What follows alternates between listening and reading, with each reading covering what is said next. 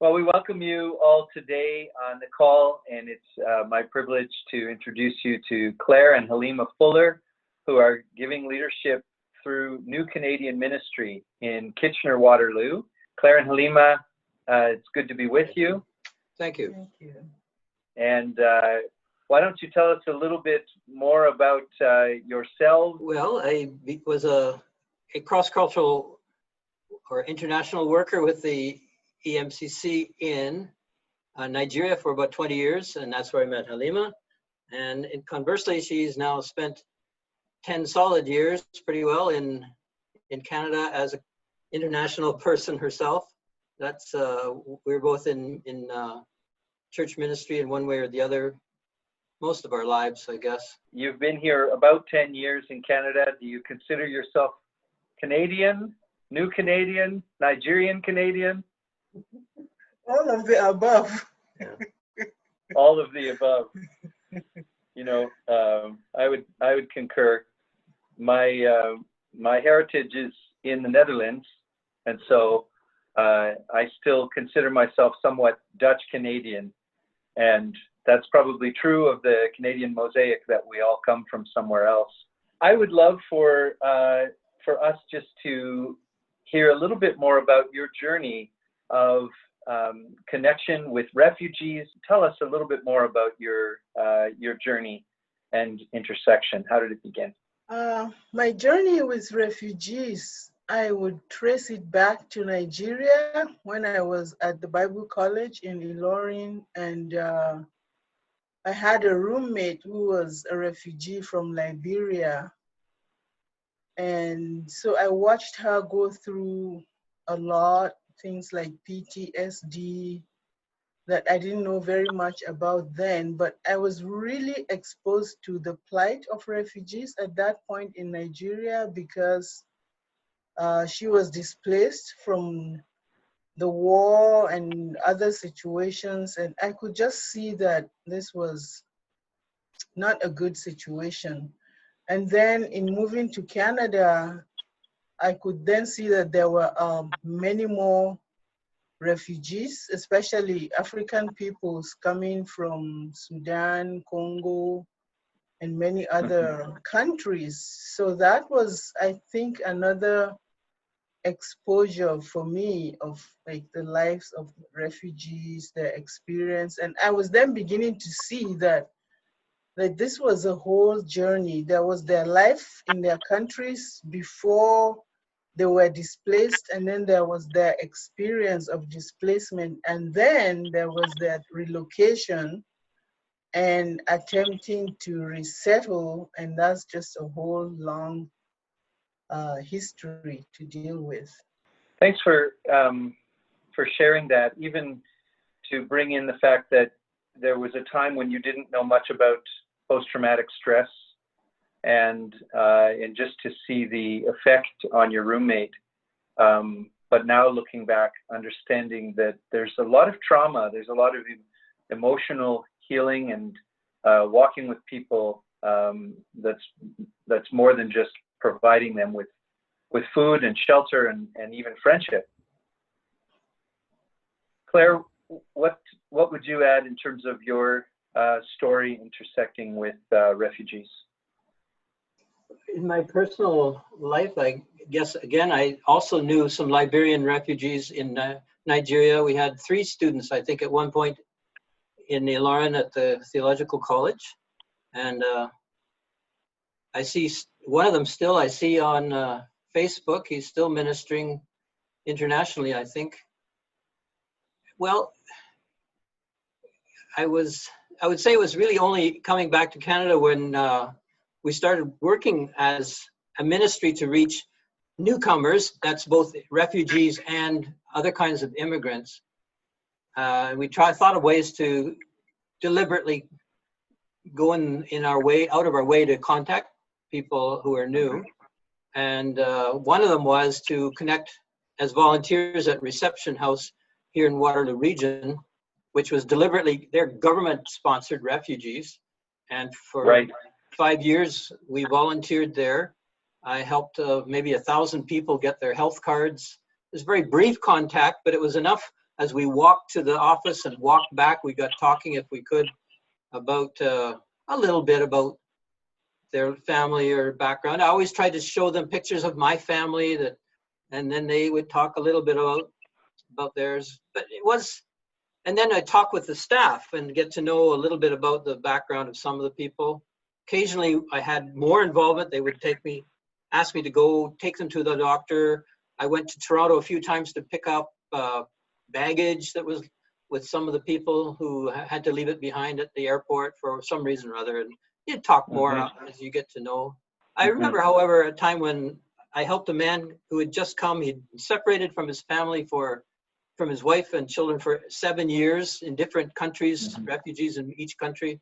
And they had just got together about 2 days before, and they were like lovebirds as they walked and talked and held hands as that they're just newly married as they went to get the health card for the one who hadn't been here for a long time. So it was, you'd see these things and realize, wow, 7 years apart, not by your choice, not by anything that you wanted, but just by mix-ups of what country you ran to and which country accepted you and which one didn't. It was to see people being pushed around by the system for the convenience of the countries involved. It's not happy. I guess that got me thinking about the situation, you know, comparing my own family. If I ever got separated from my children and my wife, you know, that was, I've moved around deliberately by accepting assignments, but not by someone. I had to flee my house, flee my home. And when you're talking, Claire, I get this sense in using words like deliberate contact with newcomers and just helping in maybe small ways. We know that there are no insignificant acts of service and love, especially given in Jesus' name. And thank you for demonstrating that. I wonder if both of you can just share how you went from responding out of love to newcomers to gaining a sense of vision that this would be more of a ministry. Tell us about the early days of setting up New Canadian Ministry. Yeah, I think when we left Nigeria, we were still hoping to continue in ministry or with ministry in Canada. And we found that Stan Starkey, the pastor at Evangel, was very open to newcomers or ministry to them. So we were able to work with him and organize this New Canadian Ministry and plan, like we had activities, we would meet with him and with other people and set up plans. So we had these ideas in our heads of going out to meet new people, especially in the first year or two of arrival, particularly refugees who would have had a lot of trauma and refugee camp experiences, and maybe they're here all by themselves with no family members. So there's a lot of loneliness there. And we just started out looking for ways to connect with them and to have that as a beginning. Claire, was there anything additional? We tried conferences, discipleship kind of conferences. We tried the multicultural festival, giveaway of Bibles, route to contact people in conjunction with other Christians and churches in Kitchener-Waterloo. We worked with sending children to camp in the summertime, and just all kinds of, when you think one by one, they're not all that much, but we recently reviewed all that we've been doing in these 8, 9, 10 years. And when it adds up, this small things and large to become large things by just continuing in them year by year. Quite amazing. We surprised ourselves. God added some things. We got a ministry of collecting donated bread from a bakery that has this charity donation plan in their business plan. And we'd give it to people who would then give it to people that they knew in their Ooh, give apartment it to buildings. people and give it to people. Yeah. So Exactly. we helped other people have a tool to visit their neighbors.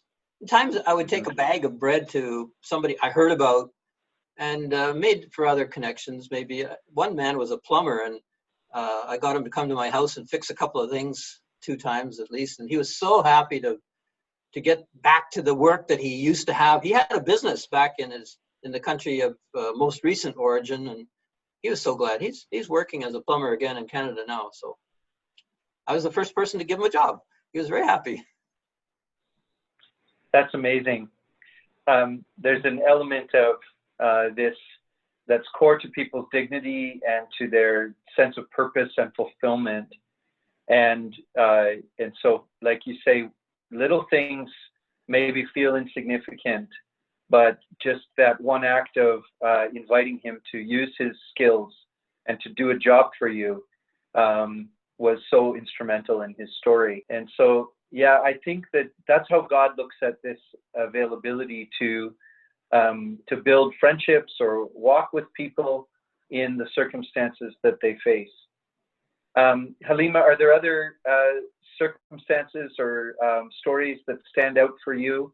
Yeah, well, there are lots of things. For me, the connections with women and their families has been very significant because, especially with refugees, when they arrive, they are not just facing a new situation, but they also have the past that they're carrying with them. And so they are lonely, they don't really know people. So that just being able to start being their friends and talking with them, sometimes praying with them and listening to their story, which sometimes are quite horrendous if you go into, their displacement, their refugee camp experience, or if they were just escaping and they're asylum seekers. So there's all these levels of terrible experiences that people have had. And I found that it was important for me and for them, for me to just sit there and listen to their stories and sometimes pray with them and encourage them. I have sometimes gone to 1 or 2 churches trying to help some of them see if they can find a place that would be a good fit for them so they can go to church. Or sometimes we just pray together. But there has just been so many instances, so many stories, so many people that it's as if it's just an ongoing thing because there are new refugees coming all the time. Mm-hmm. And they all have stories which are completely different. Well, they may have the same themes, of trauma and dislocation and all that they experienced, but then we try to bring up this idea of hope and resettlement and just looking to the future. Yeah, the idea of hope, what I find so inspiring, we recognize that even people seeking refuge, whom we sometimes label as refugees, come with hopes and dreams and a desire to move on in life. And they may not even have a solid foundation upon which to frame their life.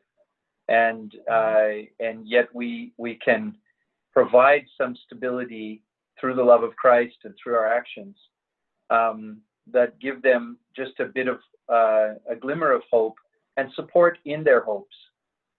And I think about how you've been able to model some things.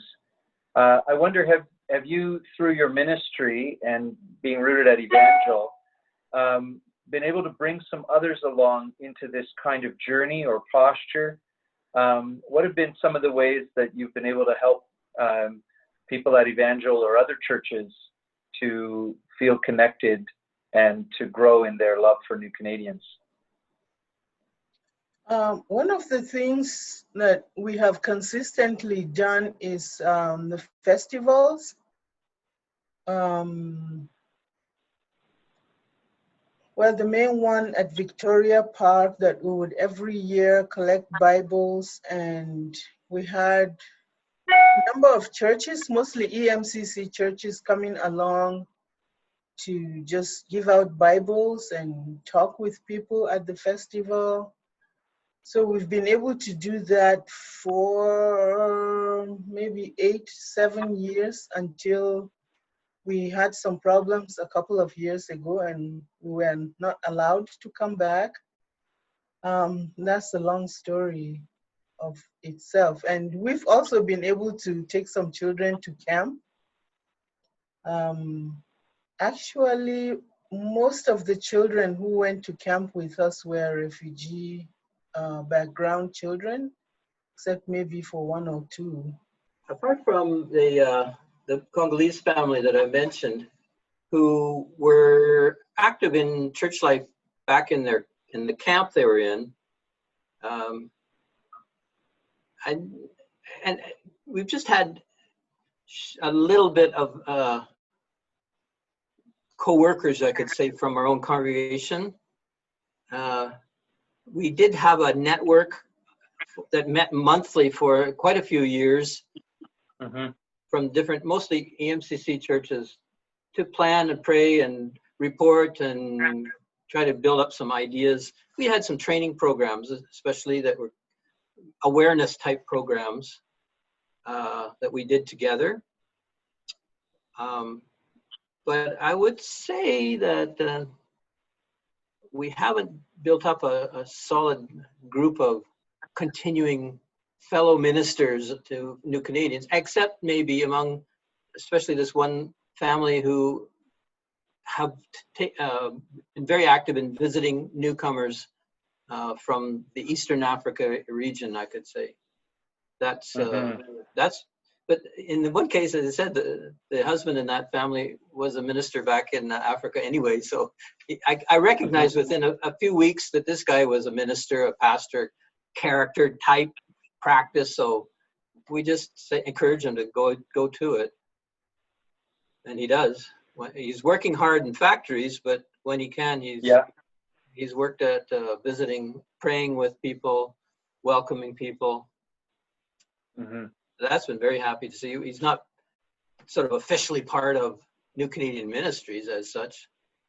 He did take a training program that Halima also took that allows him to apply for grant money for for cultural events. So he's qualified to continue that. It's not exactly church related, but it's church people who are doing it. So.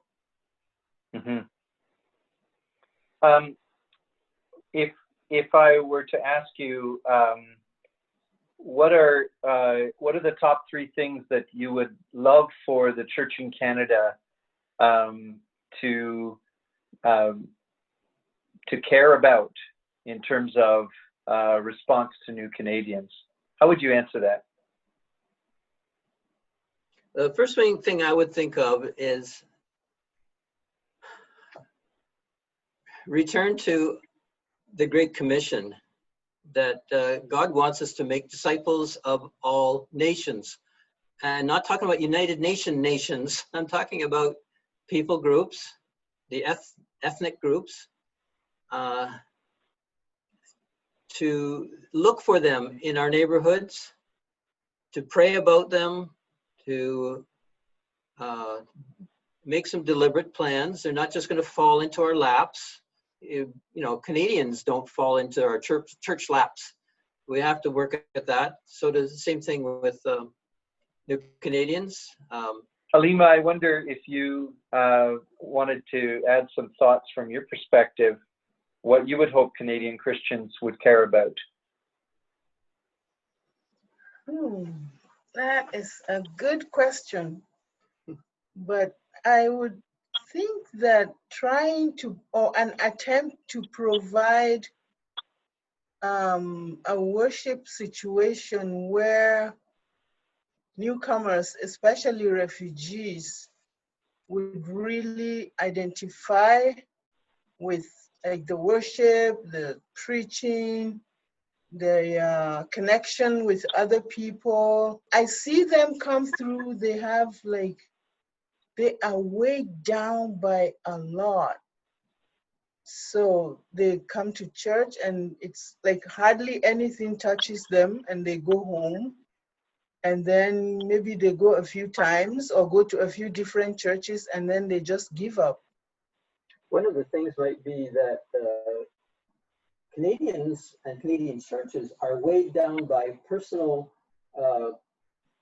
stresses and tensions that we express, and we kind of have listened to the world a lot and think that there's no solution to these things.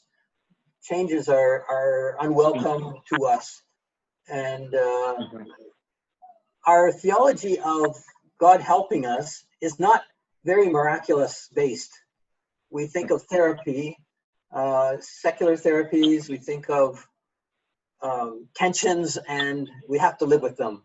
Whereas many of the Christians I know from other countries, they have a big God who's able to overcome all the problems. And some Canadian churches are quite confident that God is able to handle our problems.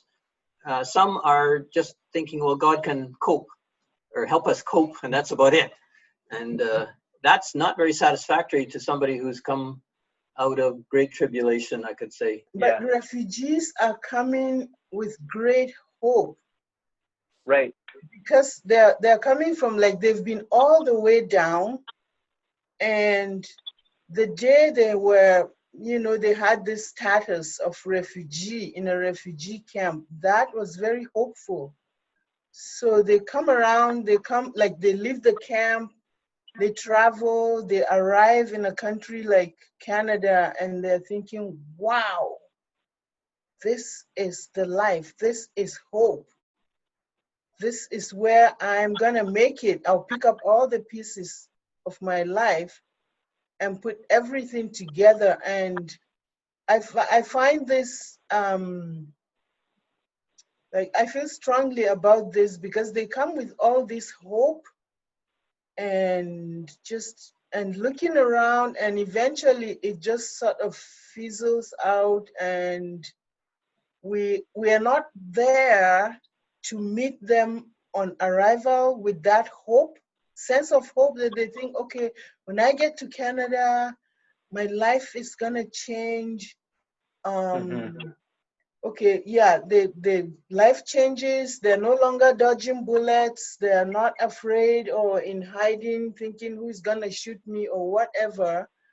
But then they find that eventually, you know, that hope, that great hope that they arrived with just sort of fizzles out because we have not stepped out to accept and receive them at that level of hope that they have, because they come thinking, with God, all things are possible. I remember an African pastor coming to visit refugees, former refugees, and he said, when you were in the refugee camp, you were praying and fasting that God will bring you to Canada, and now you're here and you don't go to church anymore.